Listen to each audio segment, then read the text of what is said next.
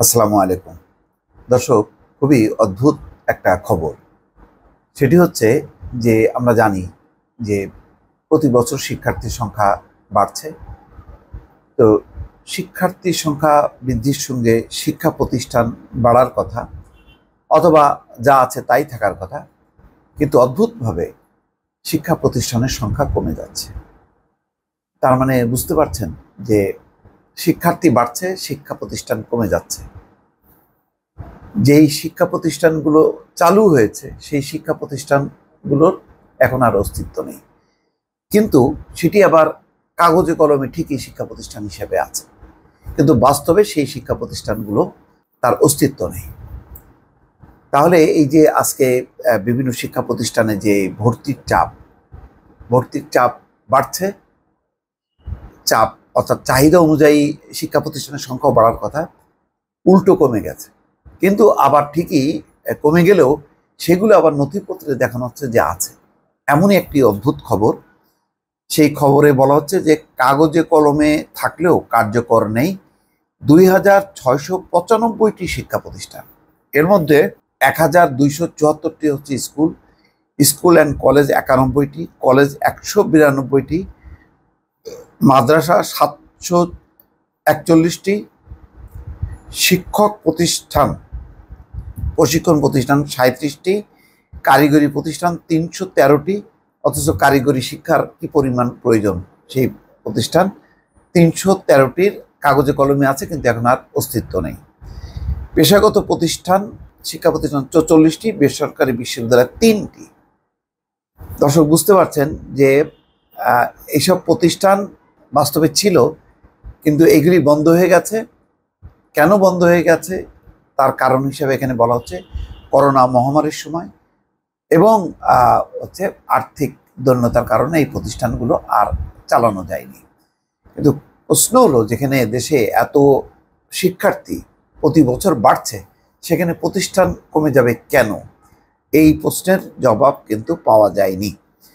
রাজধানীর কাটাবনে 2006 সালে western school and college নামে একটা বেসরকারি শিক্ষা প্রতিষ্ঠান গড়ে উঠেছিল। প্রতিষ্ঠানটি শিক্ষা বোর্ডের অনুমোদিত। তবে বাংলাদেশ শিক্ষা তথ্য ও পরিসংখ্যান ব্যুরোর তথ্য বলছে বাস্তবে এখন এই প্রতিষ্ঠানের কোনো শিক্ষা কার্যক্রম নেই। বেনবেইজের এই তথ্যের ভিত্তিতে শনিবার দুপুরের পর কাটাবনে গিয়ে দেখা গেছে যেখানে শিক্ষা প্রতিষ্ঠান কি ছিল সেখানে এখন একটি আবাসন কোম্পানি বহুতল বিশিষ্ট ভবন নির্মাণ করছে।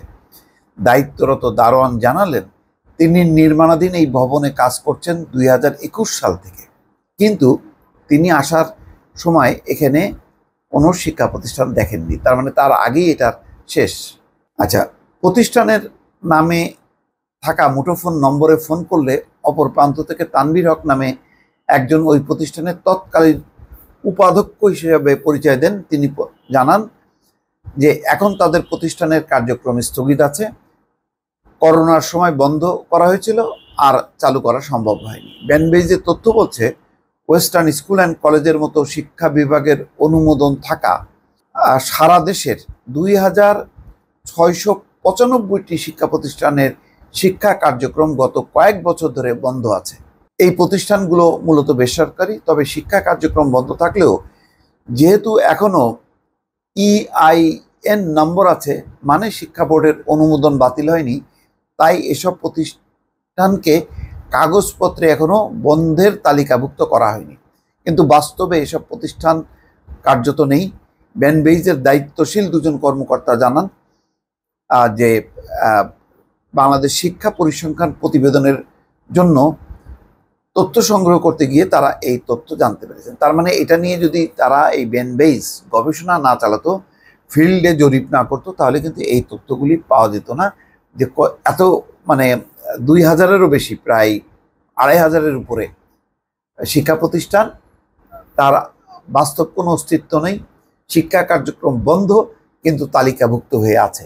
কিন্তু প্রশ্ন ওই একটা থেকে যাচ্ছে, তাহলে যে হারে শিক্ষার্থীর সংখ্যা বাড়ছে প্রতি বছর, এই শিক্ষার্থী বৃদ্ধির সঙ্গে শিক্ষা প্রতিষ্ঠানগুলো যেখানে আরও বাড়ার কথা, সেখানে চালু শিক্ষা প্রতিষ্ঠানগুলো কেন বন্ধ হয়ে গেল? এই প্রশ্নের যথেষ্ট যুক্তিসঙ্গত কোনো কারণ বা পরিস্থিতি কেউ কিন্তু তুলে ধরতে পারেনি। দর্শক ভালো থাকবেন। আল্লাহ হাফিজ।